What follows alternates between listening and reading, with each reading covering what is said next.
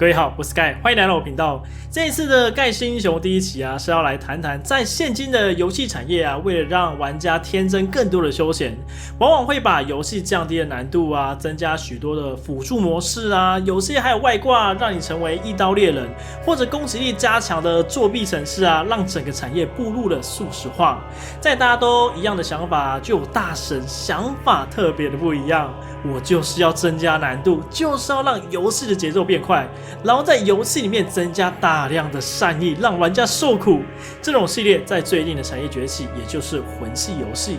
这类型的作品出现啊，纵横整个产业，不断出现 Souls-like 游戏浮出水面，成为玩家跟娱乐界的指标。抖音的玩家也深陷其中，就连我自己也是这系列的粉丝。作为受苦类型的创始人，宫崎英高啊，才花了短短数十年，就远比其他游戏制作人还要新的高度。那么重点来了，他是怎么做到的呢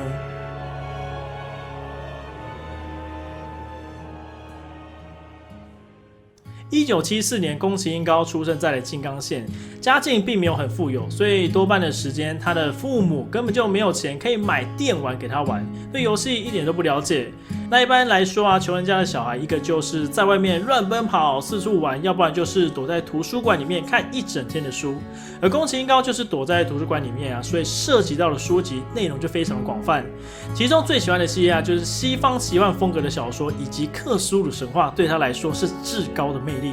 这种魅力啊，让他连原文书也不放过哦。只不过年纪还小，他阅读能力有限，程度还没有到非常的成熟。在原文书看不懂的时候，就会开始培养起一个习惯，那就是不懂的部分作为一个假设，比较好理解啊，就是脑洞。他会把不明白的部分填入自己对这张图或者是前后英文连接得上的独特话语，创造出自己对这本书或者是这句话的理解。其实这种情况啊，大部分的人都会有，像是我自己小时候的时候有这个问题，玩日文游戏啊，只认识几个字，像是治疗啊、离开啊、组队等等的。而宫崎英高的脑洞就是当时培养出来的。时间过得很快啊，在进学的时候考到了日本应庆大学的社会相关学系，直到了毕业啊，就加入一家在全球数一数二的软体公司。当时的竞争对手还是 IBM 跟微软哦。能够加入到这家公司啊，可见有多么的厉害。人算不如天算。有次他遇到了在大学常常跟他一起相约打电动、宅在一起的死党。一般好朋友遇到的时候啊，必定就是聊到当时有多么的快乐啊，玩个游戏遇到有趣的事情。这时候死党就推荐给他现在正在玩的游戏，叫做 ICO。这是一款2001年的 PS2 的仓库番。讲仓库番是我那年代的游戏啊，而玩法核心就是推箱子。如果你现在回头看的话，应该会觉得没什么，但是在当时啊，可是跟汪达与镜像震撼的游戏产业。只不过最主要不是因为推箱子而有名，而是整个的剧情在当时代入感非常的浓厚，深受大家的喜欢。被一口吸引的宫崎英高看到了这款游戏，再加上自己的公司里面做的工作，对他来说并不是真正的兴趣，每天的社畜生活让他觉得非常的无趣。所以在心里产生出一个想法，那就是我也要做游戏。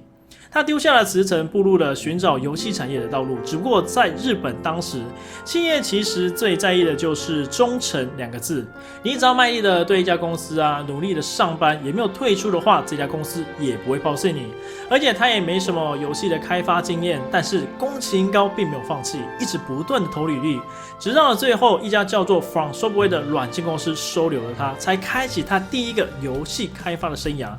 那为什么叫 From Software 是软件公司，而不是游戏开发公司呢？其实这是有原因的。1986年的 From Software 成立起来，这家公司的诞生啊，还是创始人神直立因为一场车祸领到了保险金才成立起来了。你们是不是以为它本来就是游戏公司啊？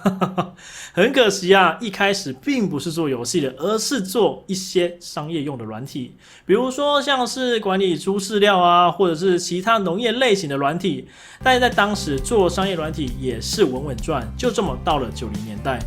在这个年代遇到了一个大危机，经济泡沫化。原本照顾他们的农业大佬们，自己照顾自己都有点吃紧了，何况还要顾到 From Software 的生意呢？自然公司的业务就开始渐渐的变少了。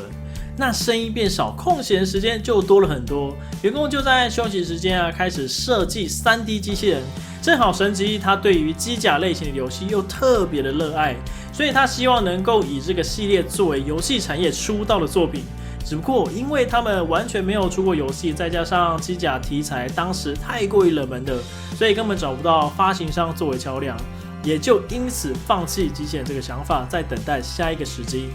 刚刚提到90年代也发生了经济泡沫，也因为这个问题，宅经济才开始真正的起飞了。每个人都待在家里打电动，毕竟宅在家里打电动远比出去消费还要来得划算，所以这也让游戏产业在这一个经济问题之下得到了喘息。这个时间点 ，Sony 开启它第一台的家用游乐器，跟大家说他们进入了游戏产业。只不过当时的大佬还有任天堂等着你呢，所以为了壮大自己 PS 的产业除了本家推出了《带狼大晋级》以外，也努力找了第三方的游戏工作室合作。直到1994年Sony 找上了 From Software， 希望他们可以为 PS 的家用机量身打造动作冒险的 RPG 游戏，并且要突出 3D 的效能。作为一个菜鸟的游戏公司，当然不可能放弃可以翻身的机会。魂系游戏的起源就这么诞生了。1994年PS 主机发售的2周后，上市了 From Software 第一款游戏《国王密令》。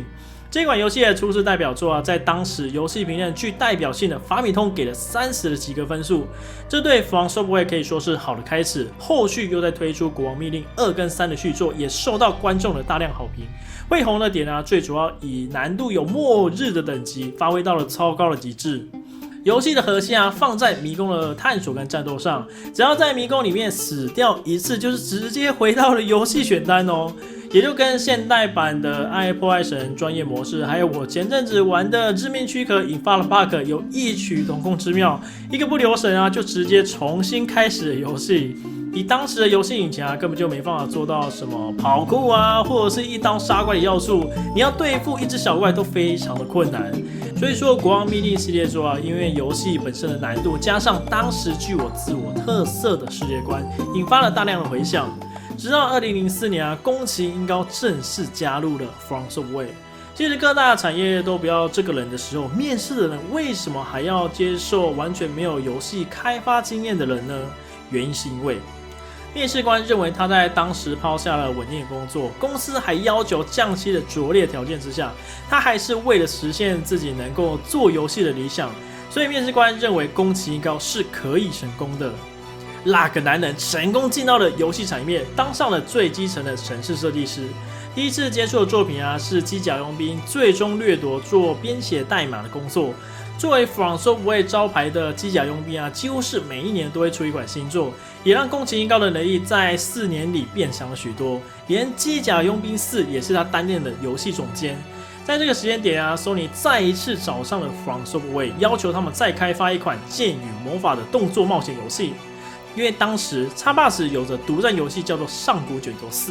这时候公司就开始想着要继续让国王密令再创一次超高的成绩，作为精神的续作。但不知道是他们机甲类型做太多了，开始渐渐抓不到什么叫做剑与魔法的主题，导致整个游戏开始已经有做烂的展开。在社长跟制作组都处于焦灼的状况之下，宫崎英高认为这是作为他第一个转换跑道的最佳起点，就跟社长说他要接下这个企划。当然社长在当时也没办法了，所以就双手一摊，给你啦。但是我能力跟资金没有太多。之后他就把游戏的超高难度、剑与魔法、玩家抖眼的心、国王密令，也把自己小时候读到的奇幻风格以及克苏鲁神话的脑洞故事加进到了一款游戏，再跟公司的高层说要设立一款新的 IP， 推出在这个游戏产业上面，直到了2009年，恶魔灵魂正式上市到 PS3 平台上。但这个起步在初期没得到了大量支持，贩卖后2周后只卖了2万套。而当时法米通也给了29的不及格分数，把这款游戏推入到了地牢，恶魔灵魂也就此无人问津。但宫崎英高还是没有放弃，大量宣传这款游戏的好，没退坑的玩家也开始渐渐的琢磨到这款游戏的魅力所在，开始在媒体或者是论坛上宣传，直到了最后，恶魔灵魂的最终销量到达150万套。在当时有这样的成绩，已经不是亮眼2个字来表达了。直到了最后啊 ，From Software 发现这个男人的潜能，这个太过于强大了，所以决定给他机会，让他自由发挥一个计划。宫崎英高想了很久之后，决定做一款更加黑暗的游戏出来，不辜负大家的希望。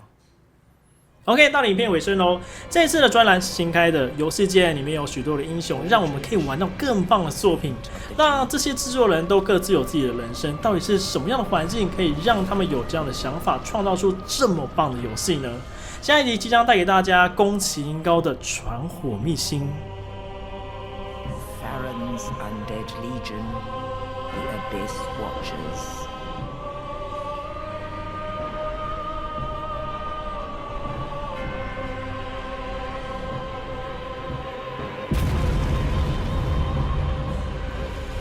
And the reclusive lord of the profaned capital